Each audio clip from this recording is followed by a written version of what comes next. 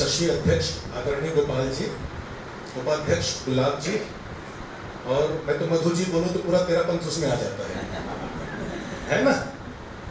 आदरणीय ममता जी, मुझको पता नहीं है कि कलयुग में कहते हैं ना, कलयुग केवल नाम अठारह, सतयुग में है आप प्रार्थना करते थे, तपस्या करते थे तो बरसों बरसों लगता था उसको परिणाम मिलने में।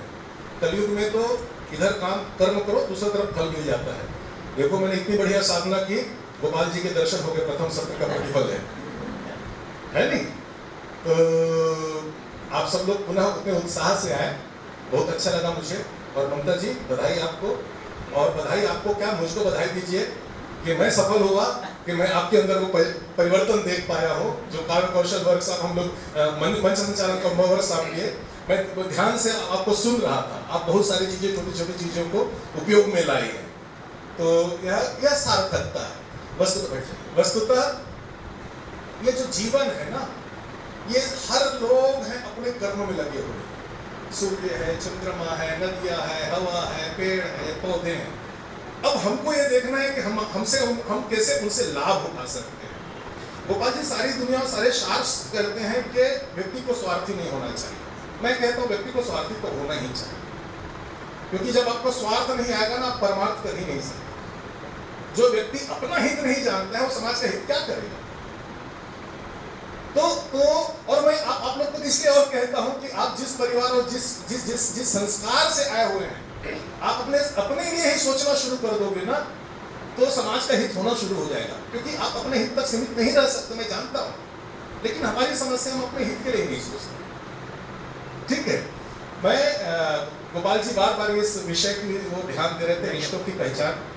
मैं प्रथम सत्र में भी ये बात था कि मैं बचना चाहता था इस रिश्तों से। मेरा 100 से अधिक विषयों पर कार्यशाला का एक्सपीरियंस है, ये पहली बार मैं इस विषय पर बात करूंगा। तो मैं चाह रहा था कि व्यस्तता अलग है, 31 मार्च का काम है, नया काम शुरू किया हूँ, वर्किंग डे है, और मैं चाहता था, और आप अनुभव करेंगे कि मैं बहुत मेहनत करता हूँ। मैं कोई भी बात कहने के लिए नहीं कहता, यदि कुछ नई बात कहता हूँ तो मैं उसको अपने आचरण में लाने का प्रयास करता हूँ, और मैं देखता हूँ कि आचरण में लाना कितना कठिन है। और जब तक वह कठिन है, वह सरल ना हो जाए, मैं बातें नहीं कहता। एक माँ है, गांधी जी के पास गया, मैं किसी संस्मरण में पढ़ा था, तो गांधी जी से उन्होंने कहा कि ये जो मेरा बालक है ना, ये किसी की बात नहीं मानता, लेकिन आपको बहुत वो एडमायर करता है, तो इसको सलाह दीजिए कि ये गुड़ बहुत खाता है, ये गुड़ खाना छोड़ दे। गांधी जी ने कहा कि कम करना 15 दिन बाद आना। तो 15 दिन बाद माँ पहुंच गए वहां पर, और गांधी जी बच्चे बुलाए, ये बच्चा बेटा गुड़ नहीं खाना। बस बात खत्म हो गई। माँ ने कहा भाई ये बात को आप उसी दिन बोल सकते थे, 15 दिन के लिए क्यों वेट करवाए? तो गांधी जी ने कहा नहीं, 15 दिन पहले मैं भी गुड़ खाता था। ठीक है, तो इस 15 दिन में मैंने गुड़ छोड़ने का अभ्यास किया। अब मैं इस लायक हो गया हूं कि इस बच्चे को कह सकूं कि गुड़ मत खाना। हाँ, बहुत वही है, संत महापुरुष हैं, उन्हीं की बातों को हम लोग कहते हैं। बहुत सुंदर बात कही आपने। तो मैं खुद प्रयास करता हूँ, तो मैं बच रहा था इस विषय पर, लेकिन मैं मधुर जी आज तो यहाँ नहीं है, वो बुला करके वो कहाँ चली गई पता नहीं है मुझको। तो आप लोग फीडबैक दीजिएगा, और मेरी इतनी तारीफ कीजिएगा, उनको पश्चाताप हो कम से कम, है ना। कार्यक्रम अच्छा हो बुरा हो उससे मतलब नहीं है, ठीक है। दूसरी बात गुलाब जी, आपसे एक रिक्वेस्ट है, सारी दुनिया को वीडियो दिखाना, उनको नहीं दिखाना बस। जो आदमी है, मतलब क्या है कि दोनों हाथ में लड्डू तो किसी के भगवान के नहीं हुए भाई, है ना। तो उस व्यक्ति कैसे हो जाए कि वो अपने परिवार के साथ भी आनंद ले और कार्यक्रम के बाद में डाइनिंग रूम में बैठ करके आनंद ले, है ना। उनका प्रेम है। और इस कार्यशाला के लिए आप किसी को भी बुला सकते थे, बहुत अच्छे मुझसे भी श्रेष्ठ वक्ता मिल जाते। लेकिन मेरी पात्रता क्या है? मेरी पात्रता यही है कि रिश्तों की पहचान की कार्यशाला है, और आदरणीय गोपाल जी जब मेरा परिचय देते हैं तो ये बोलते हैं आदित्य अपना है। ये पात्रता किसी के पास नहीं होगी, है ना। अच्छा, एक और बात कह दूं, मैं तो कभी हूं तो बीच में ताली बजाइए बोलते रहता हूं, है ना। तो ताली बजाइए का मतलब है वो मतलब, है ना, ठीक है। तो मेरी पात्रता ये है, जीवन में बड़े बड़े मंचों पर आप जा सकते हैं, यश प्राप्त कर सकते हैं, धन प्राप्त कर सकते हैं, अपना कोई नहीं है। मेरी कविता की बहुत प्यारी लाइन है गोपाल जी, मैं खा के सुनाता हूं। यूं तो अपने बहुत है मगर मेरा मन अपनापन पाने को ही तरसता रहा। हमारी समस्या है अपनों की नहीं है, अपनापन की है। अपने तो बहुत है ना, अपने तो बहुत है ना, अपनापन नहीं मिल पा रहा है। और इस दौर में यदि कोई संस्था प्रमुख है 10 वर्ष से एक कलाकार को अपने मंच पर बुला रहे हो विभिन्न अवसरों पर, और वो बहुत गर्व से और सम्मान से और संतोष से और प्रसन्नता से ये कहे कि ये तो अपने हैं, तो मुझको लगता है कि आपने एक अच्छा वक्ता को चयन किया है इस वर्कशॉप है ना। मैं कार्यक्रम शुरू करता हूं। मुझको बीच में लंच के दौरान एक सूचना मिली कि हमको पेरेंटिंग पर भी बात करना है, परवरिश पर भी बात करना है। तो मुझको 1 घंटे का समय मिला। आप लोगों ने तो साड़ियां बदल ली, कपड़े बदल लिए, है ना, सही बात है कि नहीं? तो आपसे कंपटीशन है, थोड़ा बहुत तो मैं भी करूं भाई। हाँ, लेकिन मैंने इस घंटे में जा करके ये पूरे प्रेजेंटेशन को बदला। तो अब मैं ये प्रेजेंटेशन 2 घंटे का हमारा होगा, और इस 2 घंटे को मैं 1-1 घंटे में बांट के 1 घंटे हम रिश्तों की बात करेंगे और 1 घंटे में हम बच्चों की बात करेंगे, बच्चों की परवरिश की। और मुझको लगता है कि गोपाल जी हैं, वो उसकी भूमिका बना चुके हैं, ठीक है। इन 2 विषयों पर बात करेंगे। पहला, मेरे मुक्तक की चाप है। घर अच्छा नहीं लगता, नगर अच्छा नहीं लगता,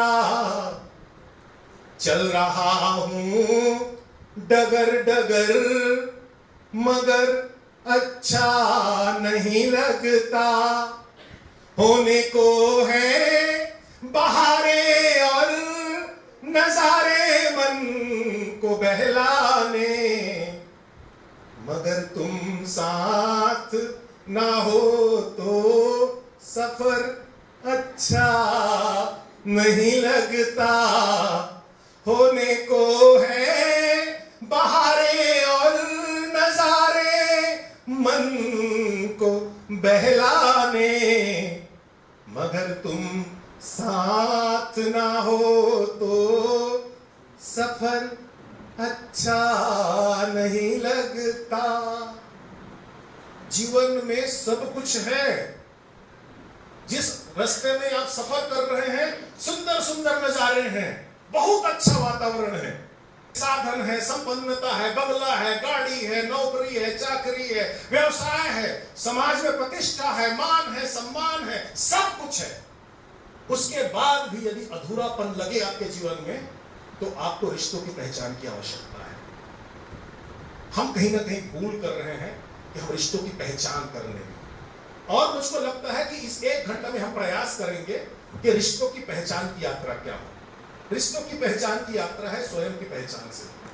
यदि आप ये सोच रहे होंगे गोपाल जी, गुलाब जी, सबसे बड़ी समस्या क्या हो गई है कि हमारी माताएं हैं और हमारे भाई साहब लोग हैं ना, ये जो प्रवचन सुनने आते हैं तो वो दूसरों के लिए सुनने के लिए आते हैं। वो सास आती है तो बहू के लिए सुनने के लिए आती है, बहू आती है सास के लिए सुनने के लिए आती है। बोलते हैं स्वामी जी हैं, हमारी सासू माँ को कैसे आचरण करना है, वो बार बार बोलते रहते हैं स्वामी जी ने ये कहा, महाराज जी ने ये कहा, महाराज जी ने ये कहा। अपने लिए सुनिए, अपने लिए सुनिए। रिश्तों की पहचान है, वह स्वयं के पहचान से शुरू कर सकते हैं आप। जब तक आप स्वयं को नहीं पहचानेंगे, आप रिश्तों को क्या पहचानेंगे।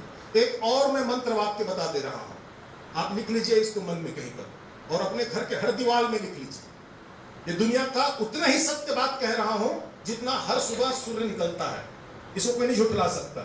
यदि जीवन में कोई पीड़ा है, आपके जीवन में, आपके जीवन में कोई संकट है, आपके जीवन में कोई भी तृष्णा है, कोई प्यास है, उसके कारण में जाओगे तो दोषी आप स्वयं हैं। ठीक है? मेरी किसी बातों पर विश्वास करो ना करो, ठीक है? आप बारी मथे बरी होए धृत सिकताते बरुतेल। यदि कोई व्यक्ति आपसे कह दे कि पानी को मथने से मक्खन निकलता है और रेत को पेरने से तेल निकलता है, विश्वास कर लेना। लेकिन कोई आदमी ये कह दे कि आपके कष्ट की, आपकी पीड़ा का कारण कोई और है, कृपया विश्वास नहीं करना। हाँ, यह हो सकता है कि उसका कारण का 5%, 10%, 20%, 25% कोई और हो। लेकिन आप अपने आप को क्लीन चिट दे दोगे तो आप अपने समस्या को और बढ़ा रहे हैं। ठीक है, इसीलिए सुधरना हमको स्वयं को है। अब रिश्तों की पहचान में भारत का मानचित्र क्यों है? इसका कोई सिग्निफिकेंस है क्या? महत्व है क्या? हम वो तो है ही है, निश्चित है, निश्चित है। आप लोगों को समझ में आ रहा है क्या? आप अनेकता में एकता अपना भारतवर्ष दिखाता है। बहुत बढ़िया, बहुत बढ़िया। लेकिन रिश्तों से इसका क्या मतलब? ऐसे ही रिश्ते अनेक है, हाँ? उसमें हम लोग एकता किस तरह से बनाते ये अनेकता में एकता हर देश का नारा है ना? भारत में भी अनेक जातियां, प्रांत, वो सब चीजें। ये तो रिश्ते नहीं हुए ना, रिश्ते कहाँ हुए? बहुत सुंदर, बहुत जोर से बोलिए, खड़े हो जाइए।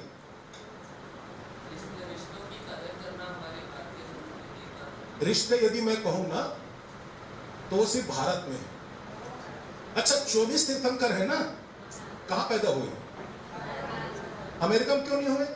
आप सब अमेरिका जाना चाहते हो। आपको दे तो बहुत सारे लोग हैं ना, यहाँ से भाग करके बच्चा पैदा करने के लिए अमेरिका जाते हैं, क्योंकि वहां पैदा हो तो उनको सिटीजनशिप मिल जाती है। सही बात है नहीं है? सही बात है ना? मेरे सनातन में 10 अवतार हैं, 9 अवतार यही सब पैदा हुए हैं। मतलब सारे भगवान को ठेका हम ही लिए हैं यार। है, ये तो विनोद है। भारत की जो परिवार व्यवस्था है, भारत की जो परिवार व्यवस्था है, भारत की जो रिश्तों के प्रति लगाव है, भावनात्मक संबंध है, वह किसी अन्य भूमि पर नहीं है। और यदि किसी अन्य भूमि पर है भी, यदि कोई मुझसे कहे तो आप मान लीजिएगा, भले ही भौगोलिक दृष्टि से, राजनीतिक दृष्टि से वो भारत ना हो, लेकिन भावनात्मक दृष्टि से वो भूमि भारत है। तो यदि रिश्तों की पहचान है, मैं सोच रहा था, मैं हमेशा कोशिश करता हूं कि पहला स्लाइड क्या हो, इससे अच्छा स्लाइड नहीं मेरे पास। तो हमारे पास हमको फिर रिश्तों की पहचान की कार्यशाला है। यदि भारत में इसकी आवश्यकता है, ये आश्चर्य है। ठीक है, क्योंकि हम हमारे संस्कार में है। और उसके बाद इसकी आवश्यकता यदि 13 पंथियों को है तो इसलिए घोर आश्चर्य, घोर आश्चर्य। कारण क्या है? कारण क्या है कि जो मैं विशेषकर मैं भगवान से कहता भी हूं कि मुझे यदि मैं अच्छे कर्म किए हैं और यदि अगले जन्म में मुझको अवसर, मतलब भगवान अवसर दे के तुम चयन करो, तो मैं पहले किसी जैन परिवार में जाना पसंद करूंगा। मैं उनकी त्याग, तपस्या, साधना से इतना ज्यादा प्रभावित हूं। और यदि भगवान कहे इतना पुण्य नहीं है तो मैं बोला मारवाड़ी बना दो भगवान, फिर तो ठीक है, क्योंकि जिस भूमि में जैन लोग हैं उस भूमि का तो कहलाऊंगा। तो खैर, रिश्तों की इतनी पहचान आपको है, फिर आवश्यकता क्यों हो रही इस कार्यशाला? फिर आवश्यकता क्यों हो रही है कि दिल्ली में बैठे एक साधक जो अपनी साधना में लगा हो, उसको आप प्रेरित करते हो कि आप चिंतन करो कि रिश्तों की महत्व क्या है, रिश्तों की पहचान हम कैसे करें। तो ये गंभीर विषय है और मुझको लगता है ये बहुत आवश्यक है। और वक्त रहते एक तो होता है, एक तो एक ट्रीटमेंट होता है, और एक तो होता है कि भाई बीमारी से पहले ही चीजों के बारे में सोचना। हम लोग क्या बोलते हैं? क्योर। ठीक है, हेल्थ चेकअप करवा लेना। ठीक है, तो हम इस उद्देश्य से देखते हैं मैं क्या करने वाला हूं, वो आपके सामने समूह आ जाए तो ठीक है, नहीं तो आ जाए। बिल्कुल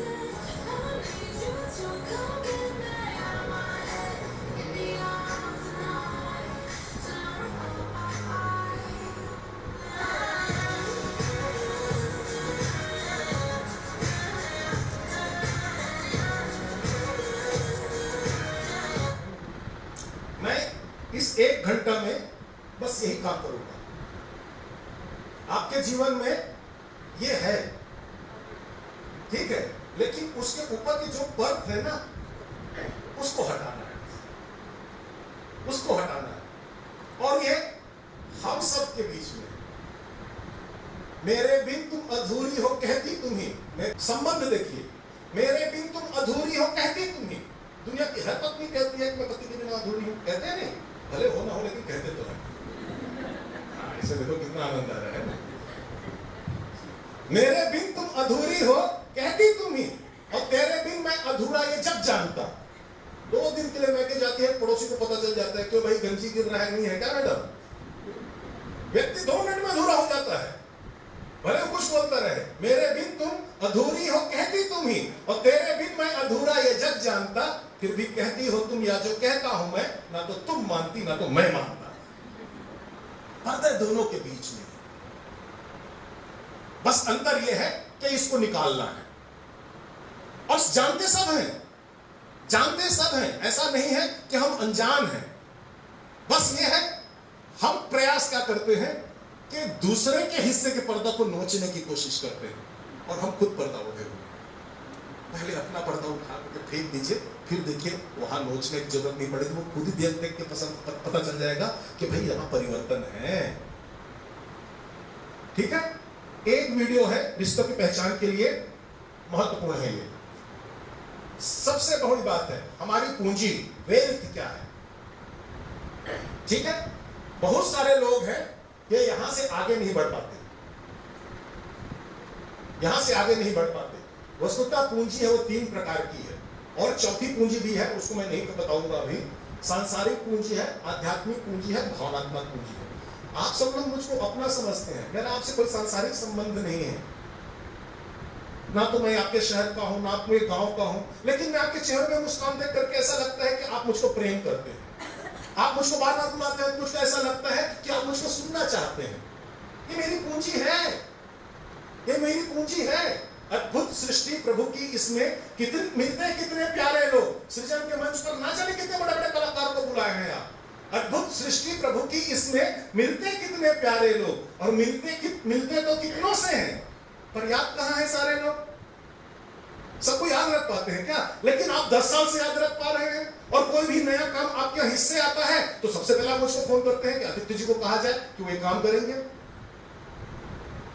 सही बात है ना? तो ये मेरी पूंजी है, ये मेरी पूंजी है। यदि मैं अनुभव करूं तो ये मेरी पूंजी है। तो हम लोग सांसारिक पूंजी में ही उलझे हुए हैं। घर चाहिए, बंगला चाहिए, जेवर चाहिए, गहने चाहिए, इन्वेस्टमेंट कर लो, बहुत अच्छी बात है, बहुत अच्छी बात है। लेकिन जब इस पूंजी से थोड़ी सी यात्रा आगे बढ़े, आध्यात्मिक पूंजी इकट्ठा कीजिए।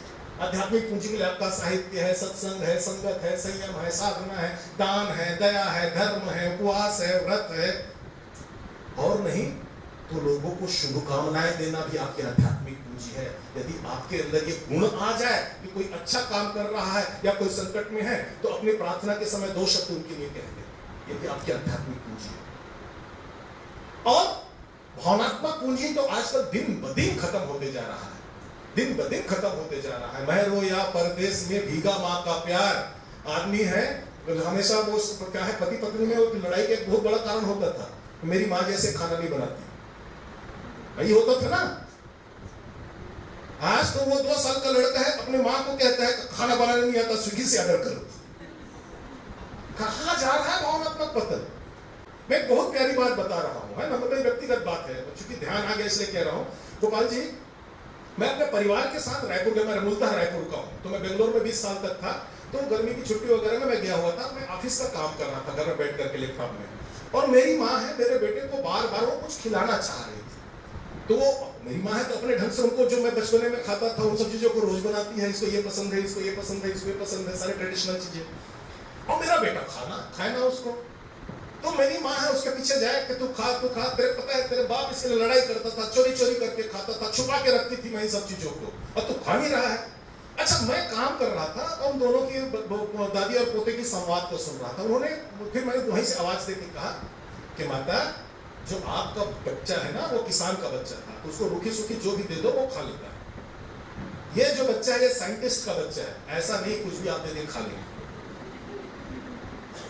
ठीक है, मैं अच्छी बात बोला ना।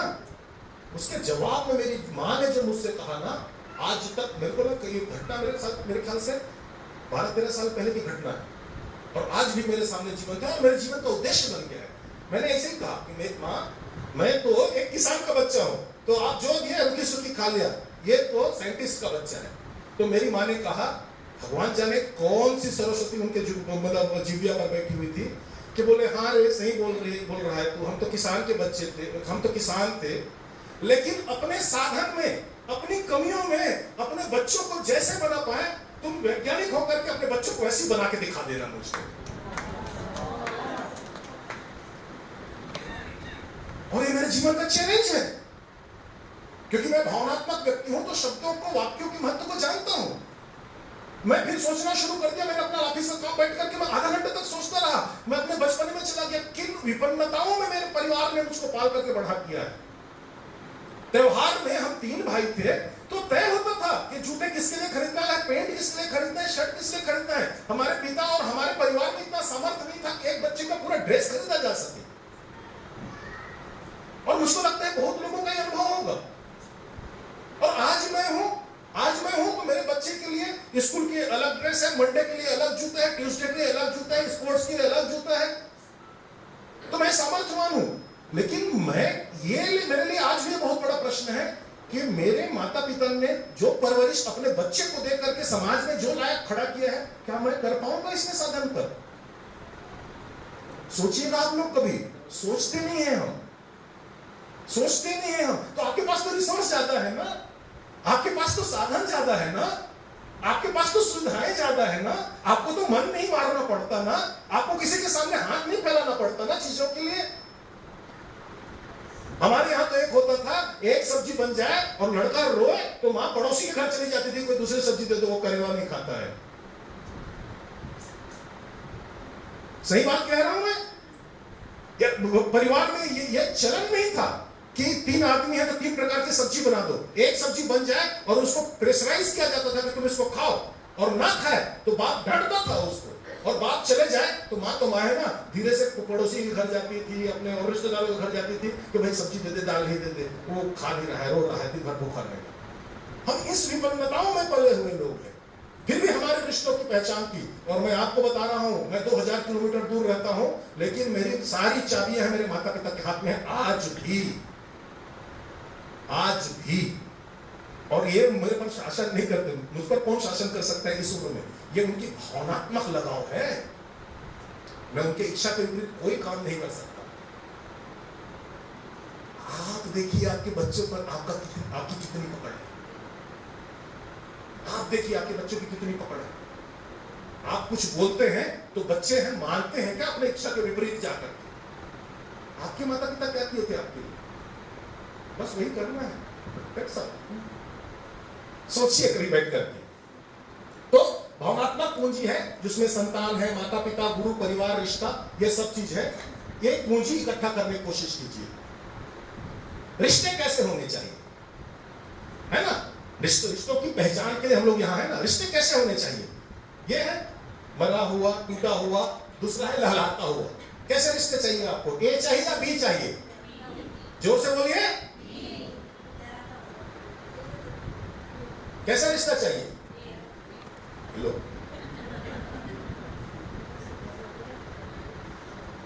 अभी सब लोग जोर से चिल्लाते भी बोल रहे थे, अब बोलते हैं। रिश्तों में गहराई चाहिए, ठीक है? रिश्ते हैं, wow my so sweet, my sweet heart, my darling, ये सब लहलहाने वाले रिश्ते हैं, ठीक है? कभी आपने इस मापदंड में मापने की कोशिश किया है रिश्तों को? रिश्तों में क्या चाहिए? गहराई चाहिए। व्यक्ति का विकास उतना ऊंचा होगा यदि कोई व्यक्ति के अंदर आप श्रेष्ठता देखेंगे। कोई व्यक्ति चाहे किस भी क्षेत्र में श्रेष्ठ कार्य कर रहा हो, उसके परिवार को क्रेडिट दे दीजिएगा, उसकी परवरिश अच्छी हुई है, और दूसरा कोई कारण नहीं है। व्यक्ति है, सफल हो सकता है, श्रेष्ठ नहीं हो सकता। सफल और श्रेष्ठ में अंतर क्या है मैं बताऊंगा आपको। रिश्ता क्या है बताइए? कोई जल्दी एक, मेरे पास समय कम है, मैं तुम्हें ज्यादा पूछता हूं, कोई बताइए रिश्ता क्या है? कोई बताइए जी। अपनापन, बहुत बढ़िया। और कोई परिभाषित करेंगे? वास्तविक प्रेम है। मैं परिभाषित करता हूं, याद रखिएगा, लेकर के जाइएगा इसको, है ना? इससे अच्छी बात मैं रिश्ते के लिए कहीं नहीं कह सकता। रिश्तों की परिभाषा हमको पता ही नहीं है रिश्ता क्या है। उद्देश्यपूर्ण भावनात्मक संबंध रिश्ता कहलाता है। मतलब कोई रिश्ता है, उसके लिए संबंध तो होना ही चाहिए, तभी तो रिश्ता बनेगा ना। लेकिन उसमें दो चीज और चाहिए। हम इतने में ही सब कुछ क्लोज कर देते हैं। उसमें सबसे पहला क्या चाहिए और क्या चाहिए? आजकल आप बच्चा पैदा कर रहे हो ना, उद्देश्य नहीं है, और इसलिए बच्चों के बीच में आपकी परवरिश की समस्या हो रही है। मेरे माता पिता हैं या जो इस पीढ़ी के लोग हैं ना, बच्चे को और कुछ उद्देश्य ना हो तो ये मुझको पानी देगा, ये उद्देश्य रखते थे। जीवन का उद्देश्य तो छोड़ दो, मरने के बाद तक का उद्देश्य उससे अपना अंश लगा करके रखते थे कि मैं मर जाऊंगा तो पानी देगा, मेरे कुल के नाम को आगे बढ़ाएगा। घर में बैठ, मुझको मत बताना, मैं पूछूंगा नहीं ऐसे प्रश्न का उत्तर। घर में बैठ करके सोचना कि आपके पति के साथ, आपकी पत्नी के साथ, आपके भाइयों के साथ, आपके माता पिता के साथ, आपके बच्चों के साथ जो रिश्ता है उसका कोई उद्देश्य है क्या? कि सिर्फ इसलिए एक छत के नीचे रह रहे हैं। एक छत जरूरी है घर के लिए, लेकिन एक छत तले रहने को तो घर नहीं कहते। और हम सफर तो होता है, हम सफर ख्यालों का, साथ चलने वालों को ही हम सफर नहीं कहते। उद्देश्य खोजिए। जिस दिन उद्देश्य खोजोगे उस दिन रिश्तों में भावना, आपकी भावना आपके अंदर है, मनुष्य का भावना तो है ही है। जिस दिन आप उद्देश्य खोज लोगे कि मेरा ये संबंध का उद्देश्य क्या है, आपकी जो एप्रोप्रिएट भावना है इसमें बहनी शुरू हो जाएगी, आपका रिश्ता प्रगाढ़ हो जाएगा। मुझको पता ही नहीं उद्देश्य क्या है, मैं क्यों रिश्ते में हूं, एक दूसरे को पूर्ण कर रहे हैं क्या? जब तक ये भाव आपके अंदर नहीं आएगा और उद्देश्य नहीं है, उद्देश्य खोजिए। आप जिसके साथ हैं तो आपके माता पिता ने आपकी जोड़ी बना दी है, अब आप उद्देश्य बना लें, मैं क्यों हूं इसके साथ। जिस दिन आप उद्देश्य पर ध्यान देंगे, छोटी छोटी बातें हैं, गुण हैं, आचरण है, वो सब खत्म हो जाएगा। जी मनोज जी, जी वेरी गुड, वेरी गुड। हाँ हाँ, स्वार्थ क्या है? स्वार्थ क्या है? अपने व्यक्तिगत लाभ के लिए दूसरों को नुकसान पहुंचाकर कर्म करना स्वार्थ है। मैं प्यासा हूं और मैं कुआं से पानी पी रहा हूं, मैं स्वार्थी नहीं हुआ, मैं अपने आप को पूर्ण कर रहा हूं और मैं इस कार्य से किसी को नुकसान नहीं पहुंचा रहा हूं। स्वार्थ का यही है, स्वार्थ और उद्देश्य अलग अलग समझिए। हाँ, उद्देश्य देखिए, उद्देश्य क्या है, मेरा पुनः सुनिए। उद्देश्य का अर्थ क्या है? उद्देश्य हमेशा है पॉजिटिव वर्ड है। उद्देश्य का अर्थ है वो शास्त्र संबद्ध बातें ही आपके दिमाग में आएंगी, उसका आप साजिश की बात कर रहे हो, ठीक है? तो मेरा संबंध इससे साजिश है, जैसे तैसे इससे पैसे निकाल लो, ये उद्देश्य नहीं है।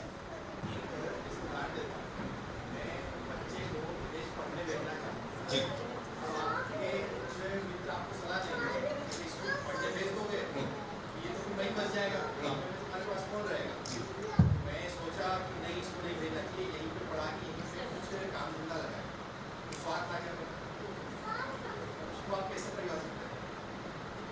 आपके पास उद्देश्य नहीं इसलिए आ रहा है। जिस दिन आप बैठ करके सोच लेंगे और लिख लेंगे कि मैं बच्चों को विदेश क्यों भेजना चाहता हूं, सारी समस्या का समाधान हो जाएगा। देखिए, लोग हैं जो प्रतिक्रिया देते हैं ना, वो आपके कर्मों को देख करके देते हैं, लक्ष्य को देख करके। उनको लक्ष्य को पता ही होता नहीं है, उनको लक्ष्य तो पता ही नहीं है, वो आपके कर्म को देख कर, वो देख रहे हैं आपके बच्चों को विदेश भेज रहे हो, उन्हें प्रतिक्रिया दे दी। और आपको भी लक्ष्य पता नहीं है, उसी प्रतिक्रिया में बह गए। जिस दिन आपको लक्ष्य पता हो जाएगा, कोई आपको हटा नहीं सकता। फिर मैं कह रहा हूं, शब्दों को ध्यान, उद्देश्य रखिए। उद्देश्य का अर्थ क्या है? उद्देश्य मैं जैसे बता रहा हूं, जैसे मैं इस व्यक्ति को पूर्ण करूंगी ताकि यह अपने संपूर्ण सामर्थ्य के साथ इस परिवार का भरण पोषण कर सके, ये उद्देश्य है रिश्ते। ठीक है? पति, मैं इस महिला को पूर्ण करूंगा ताकि यह संपूर्ण सामर्थ्य के अंदर मेरे परिवार में संस्कार और आचरण डाल सके, ये उद्देश्य है।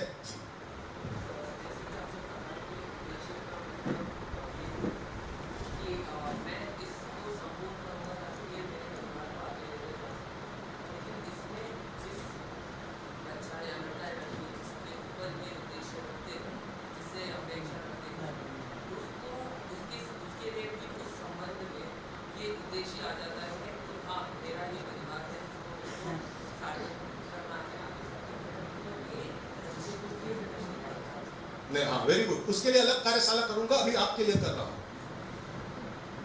ठीक है, ये सबसे बड़ी समस्या यही है, हम दूसरे के बारे में सोचना शुरू कर देते हैं, पहले अपना काम करना शुरू कीजिए। हाँ ठीक है, बात हाँ ठीक है, मैं क्या कह रहा हूं, आप अपने हिस्से का काम कीजिए, वहां के बाद क्या होगा उसको छोड़ दीजिए। मुझको एयरपोर्ट जाना है, फ्लाइट डिले होगा, देखेंगे। सही बात है ना? इसका मतलब है थोड़ी ना वो इंडिगो वाला लेट ही आता है, और इसका मतलब ये भी नहीं है मैं कार्यक्रम छोड़ करके जाकर पहले बढ़ जाऊं, ट्रैफिक ही जाम होता है। ठीक है, तो उद्देश्य रखिए, उद्देश्य का अर्थ है स्वार्थ नहीं है, उद्देश्य का अर्थ है कि मैं उस संबंध में क्यों हूं, उस रिश्ते में क्यों हूं। और मैं एक अच्छी बात बता रहा हूं कि यदि कोई व्यक्ति किसी रिश्ते से दूर चला जाए और उसकी कमी उसको ना खले, आप समझ लो आपका रिश्ता है नहीं है, फिर आप वहां पर समय खराब कर रहे थे। और इसीलिए पति पत्नी का रिश्ता चाहे कितना भी लड़ाई झगड़े हो, पत्नी दूर चले जाए ना, उसमें फोन करते हैं, पेंट किधर है, पेन किधर है, वो डायरी तुमको दिया था वो किधर है, वो चाबी नहीं मिल रही है, वो चाय बनाना है, चाय पत्ती कौन से वाले में रखी हो। मतलब क्या हुआ, उद्देश्यपूर्ण संबंध है।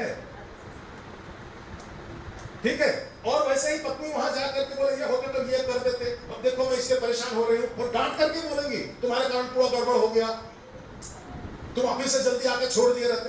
तो हाँ उद्देश्य है, मैं अनुभव नहीं कर रहा हूं, लेकिन ऐसे उद्देश्य सारे रिश्तों में होने चाहिए।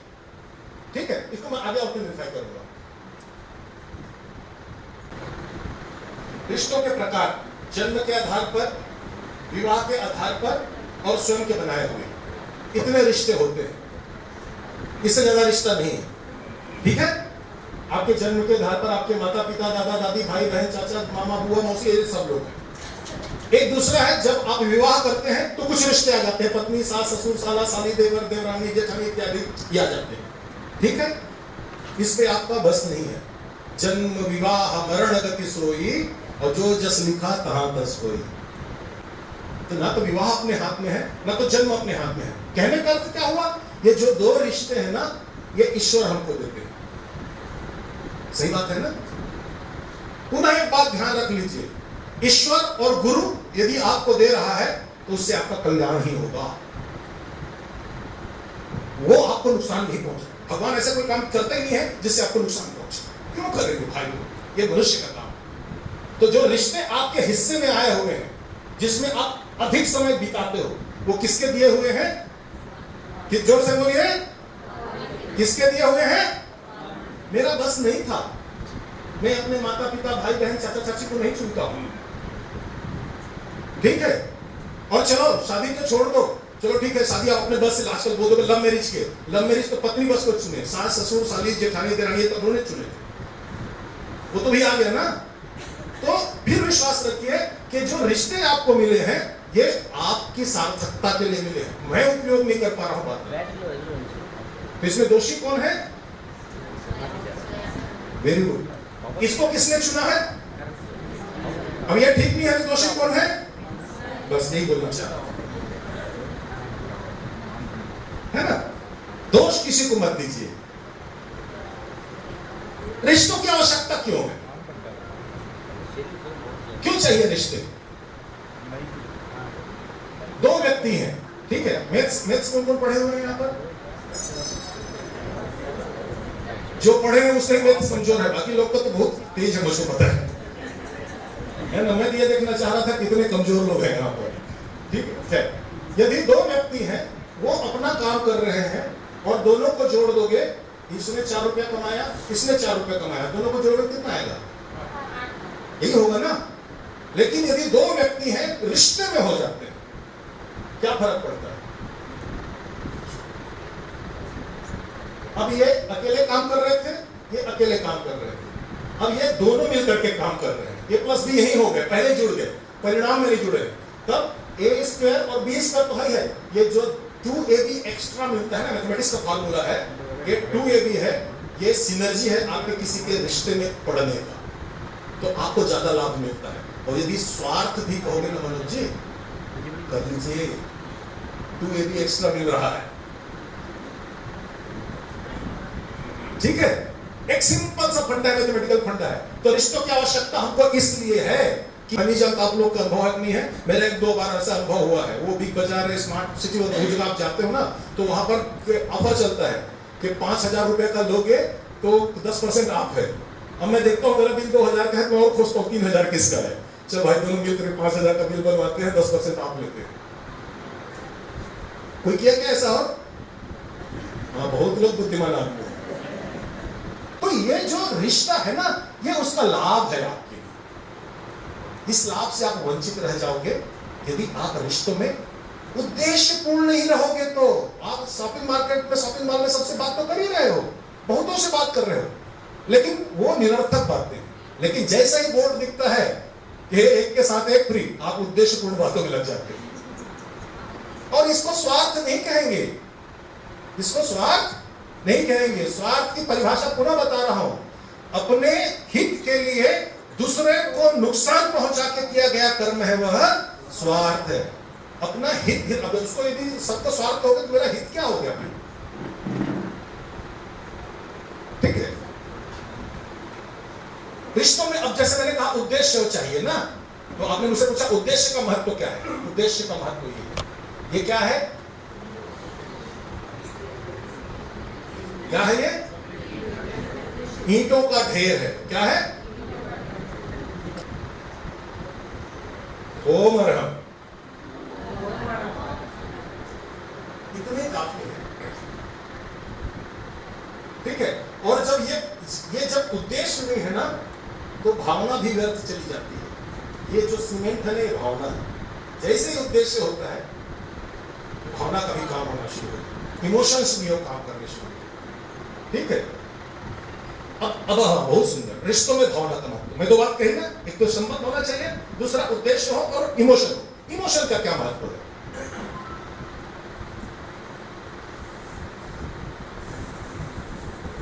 कितना मेहनत कर रहा है बेचारा।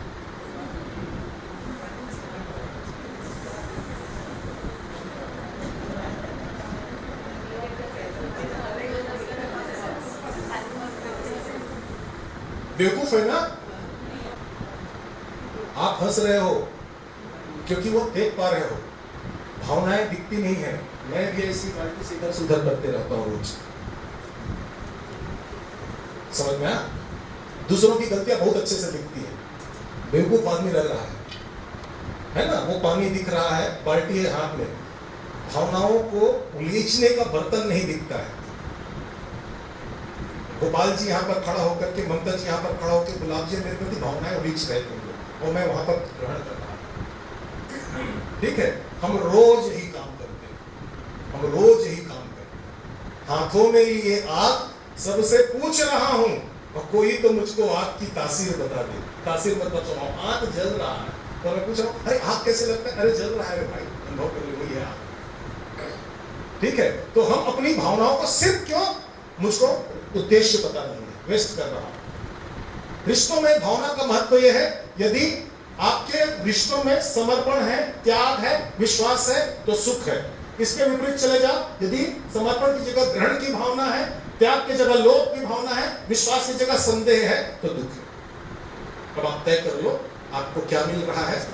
घर में जाकर के बैठिए और घर में जाकर के देखिए कि किसी भी रिश्ते में, कोई भी रिश्ता लीजिए, माता पिता, भाई बहन, पति पत्नी, दोस्त यार, व्यापारी व्यवसायी संबंधी, कुछ भी रिश्ता लीजिए, और यदि सुखी है तो कारण खोजिए और दुखी है तो कारण खोजिए, और वहीं पर बैठे बैठे ओम अरहम बोलिएगा मेरे नाम पर कि मैं सही बोलते जा रहा हूं। अभी नहीं, जब कारण मिलेगा,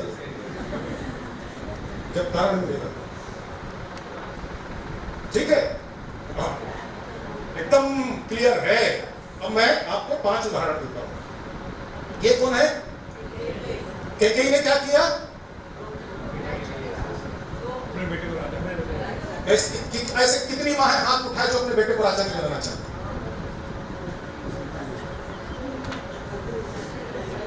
वहां हाथ उठा। वो बात मत कीजिए, मैं हाथ उठाने का, मुंह उठाने नहीं बोला। ठीक है। हर दुनिया की हर मां चाहती है कि उसका बेटा राजा बने। कैकेयी ने चाह क्या गलत किया? कैकेयी के मन में जो भावना थी ना, वो गलत थी। वो राम को जाके कह देती ना तो उसको अपने 2 वरदान मांगने की जरूरत नहीं पड़ती, राम ही राजा बना देते। लेकिन कैकेयी के मन में क्या आ गया? लोभ आ गया। उसका बेटा राजा तो जीवन भर नहीं बन पाया, लेकिन पूरा नाश करा डाली और अपने खुद का खानदान का। एक विकार है, एक विकार है, कामना बुरी नहीं है।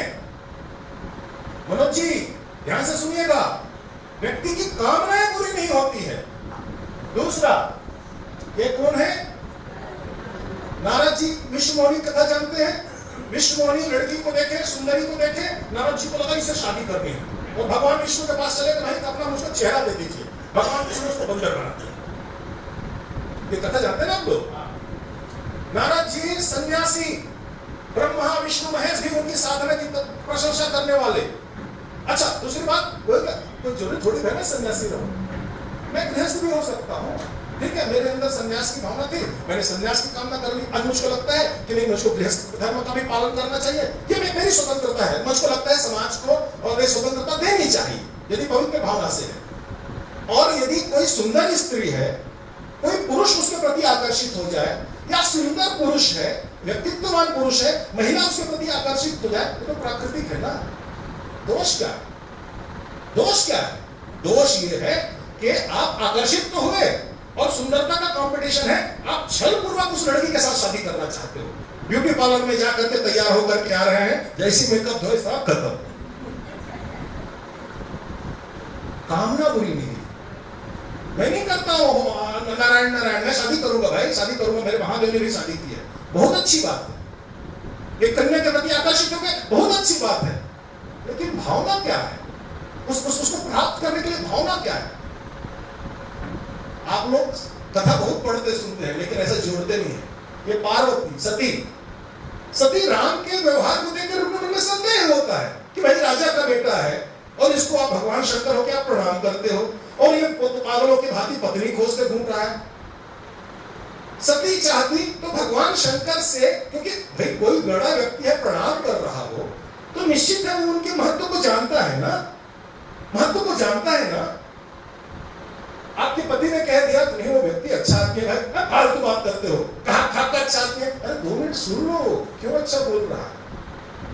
हो सकता है आपके पास नकारात्मक अनुभव है, उनके पास सकारात्मक अनुभव है।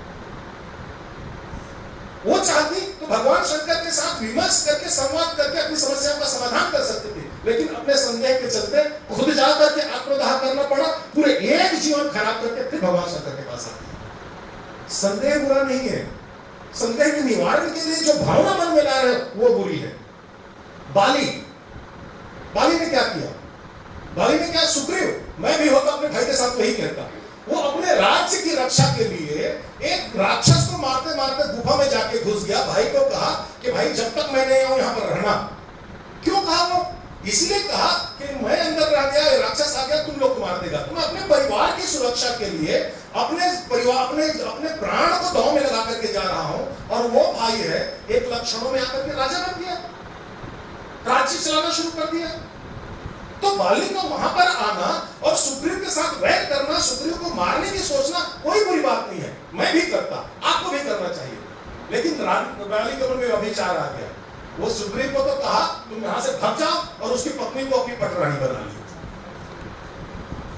तो आपके अंदर जो कामना है बुरी नहीं है, आपके अंदर व्यभिचार आ गया।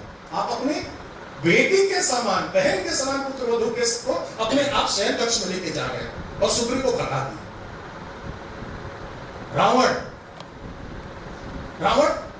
और रावण के बीच में वार्तालाप, परिचय कैसे हो मालूम है आप दोनों? आपको शूर्पणखा जाकर के बताती है, और किसी कोई कन्या है आपके पास आके विवाह के लिए कहे कि मैं भोसम पुरुष न तोसम नारी, हम दोनों बड़े अच्छे हैं, अच्छे हैं। अरे अच्छी बात है भाई, ओके भाई, ओके बोलो, नहीं है तो नहीं बोलो, नाक काट रहे कहां की बात है? सही बात है नहीं? और बेचारी का नाक काट दिए, और ये भी कौन है? बेचारी नहीं है, वो लंकापति की बहन है। तो इसको बताया तो गुस्सा में है ना, जाओ, और जाते तो बलपूर्वक जाते, आक्रमण करते, सीता को ही लाना था, कोई तकलीफ नहीं, तो प्रथा थी, जीत लेते। लेकिन तुम्हारे मन में मोह आ गया, तुम चोर बन के गए वहां, साधु बन कर गए। इतने बड़े वीर, रावण आवत सुन ही सकोहा, और देवन तकहि मेरु गिरि कोहा, देवता भागते थे डर के। तो अपनी वीरता खो दिए यार, जितने लोग हैं ना, ये सब के मन की जो कामनाएं कोई बुरी नहीं थी, लेकिन उनकी क्या बुरी थी? भावनाएं बुरी थी, उद्देश्य बुरा नहीं था। क्या बुरी थी? एक एक बुरे भावना के चलते ये इतिहास के नकारात्मक पात्र बने हुए हैं। हम ये सारी भावनाओं को एक साथ रख के एक रिश्ते में लगाते हैं। सही बोल रहा हूं क्या मैं? ये सारे विकार हैं, मैं रखता हूं और अपने रिश्ते में लगाता हूं और दिन रात लगाता हूं, और मैं समझता हूं कि मुझको रिश्तों का परिणाम क्यों नहीं मिल रहा। ये एक एक विकार के चलते अपना सर्वनाश कराए हुए लोग। अली पतंग मिग्रमीन गज जरही एक ही आंच, तुलसी वे कैसे जीवे जिन्हें सतावे पांच। एक काफी है बर्बाद करने के लिए। करना क्या है? विचारों का सम्मान कीजिए। हो मुसीबत लाख पर यह ध्यान रखना तुम, मन को भीतर से बहुत बलवान रखना तुम, और है बहुत संभव बनाते भीड़ तुमको देवता, किंतु भीतर एक अदद इंसान रखना तुम। और है बुजुर्गों से जुदा माना तुम्हारी सोच, आज की पीढ़ी है सोच अलग है, पर सदा उसके कहे का मान रखना तुम। सोच अलग हो सकते हैं, बेचारे मुंडे मतिर भिन्न हर व्यक्ति है। आपको एक और प्यारी बात बता रहा हूं गोपाल जी, बहुत अच्छी बात बता रहा हूं मैं आपको। आपको मालूम है आपका सबसे ज्यादा मतभेद किससे होता है? बोलिए। जिसके साथ रहते हैं ना। हाँ, वेरी गुड, बहुत अच्छा आंसर लगा मुझे। और बताइए, खुद से ज्यादा होता है। और आपने कहा इसलिए मुझको अच्छा लगा कि अपने साथ ज्यादा रहती है, और रहना चाहिए। यदि अपने सोच कर अपने छोड़ कर बाकी सबके साथ रहता है। आप सुबह से शाम तक लिख करके रखिएगा, 10 बार आप अपने आप से असहमत होती हैं। फालतू में यहाँ के बैठ के उधर बैठना था, इधर से ठीक नहीं दिख रहा है, असहमत। मैं पहले बोल रही थी जल्दी चलो लेट हो गया, असहमत। मैं खाना 50 बार मैं कर रहा था, मैंने खाऊं तो तेल खराब रहता है, खा ली, असहमत। लेकिन मैं अपने आप को दोष नहीं देता। जितना क्षमा और जितना सहिष्णु आप अपने साथ हैं, उसका 10% अपने रिश्तेदारों के साथ होकर रिश्ता बहुत चलेगा। आपको एहसास ही नहीं है। आपको यदि है तो आपका परिवार भाई भी सिखाऊंगा। उदारतापूर्ण व्यवहार हो, वर्चस्व लड़े हो, और महिलाओं की भूमिका। फिर गोपाल जी मैं बता रहा हूं कि जैसे मैंने कहा ना, और ये मैं कहने के लिए नहीं कह रहा हूं, मैं मेरे यदि आपको यूट्यूब में बहुत सारे मेरे वीडियोस हैं, बहुत जगह मिल जाएंगे। मैं मन से कहता हूं कि यदि मुझको अपने परिवार चुनने का अवसर मिले अगले जन्म में, तो मैं ईश्वर से कहूंगा मुझको जैन परिवार में भेजना, क्योंकि मैं बहुत प्रभावित हूं। और यदि मुझको अपना लिंग चुनने का अवसर मिले तो मैं कहूंगा मुझको महिला बना। हमारा निर्माण हर स्त्री और पुरुष के योग से हुआ है, तो हर स्त्रियों के अंदर एक पुरुष है और हर पुरुष के अंदर एक स्त्री है, और हम वो तुलना करते रहते हैं। ठीक है, तो आपके अंदर के जो पुरुष है और आपके दुनिया में जो पुरुष है, वो दोनों जितने समान है उतने बढ़िया जीवन चल रहा है। ठीक है, तो मेरे अंदर की जो स्त्री है ना, इतना पवित्र है, इतना सामर्थ्यवान है, बता नहीं सकता, इतनी एनर्जी है उसके अंदर। तो मुझको लगता है कि मुझको उसके लिए स्त्री का देह चाहिए। पार्वती जी को भगवान शंकर क्या मिले थे मालूम है? कैसे मिले थे? जोगी जटिल अकाम मन नगन अमंगल वेश, यही मिले थे ना।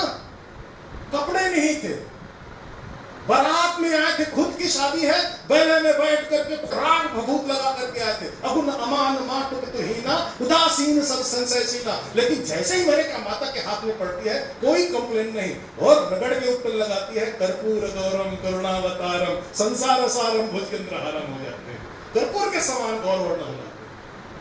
ये सामर्थ्य है महिलाओं में। और सामर्थ्य कहां से आता है? क्योंकि भावनाएं आपके पास प्रबल है। मैं ये नहीं कह रहा हूं, मैं महिलाओं के लिए कह रहा हूं, मैं साइंटिफिक बातें कर रहा हूं। भावनाएं जितनी आपके पास टोकरी में भरा पड़ा हुआ है ना, जिस दिन भावनाओं को अच्छा कर लेंगे, भावनाओं को डालना शुरू करेंगे ना, वाल्मीकि दस्यु भी हो ना, रामायण लिखना शुरू कर देता है। तो परिवार में महिलाओं का सम्मान हमारे यहाँ इसलिए नहीं कह देता कि हम महिलाओं को कह रहे हैं यत्र नार्यस्तु पूज्यन्ते रमन्ते तत्र देवता। कहने का अर्थ है कि उनमें ये सामर्थ्य है, एक भोले भंडारी बाबा को महादेव बना देते।